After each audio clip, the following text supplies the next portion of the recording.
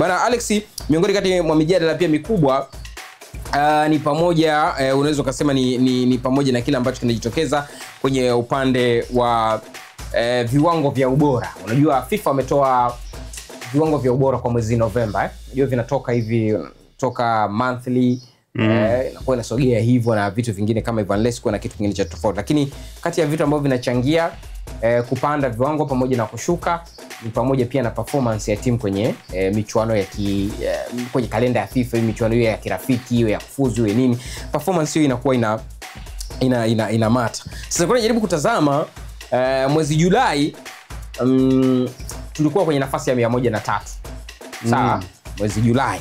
Tukasogea tukaenda kwa maana kwamba tukasogea mpaka mwezi Septemba tulikuwa tumesogea mpaka nafasi ya 107. Ndio, tumesogea mpaka nafasi ya 107. Lakini tumekuja mpaka kusogea kwenye Novemba, tulikuwa tumesogea kwenye Novemba huku tulikuwa tumesogea mpaka kwenye nafasi ya 112.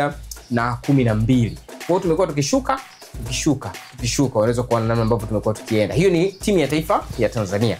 Na juzi nadhani kilichochangia zaidi sisi kushuka pia ni pamoja na kile kipigo cha mabao ni manne kwa matatu. Kwa mawili no kwa matatu bwana. Si jioni tena Mombo aliweka, umesahau. Mombo aliweka jioni ile ikawa 4-3 ile. Tukitokea kichapo kutoka kwenye timu ambayo kikweli sisi. Kwa sasa tumeenda 100. Sasa hivi tuko nambari 112. Inakuja. Sasa unajua kwenye hivi viwango hivi sisi kusema ukweli hatufanyi vizuri.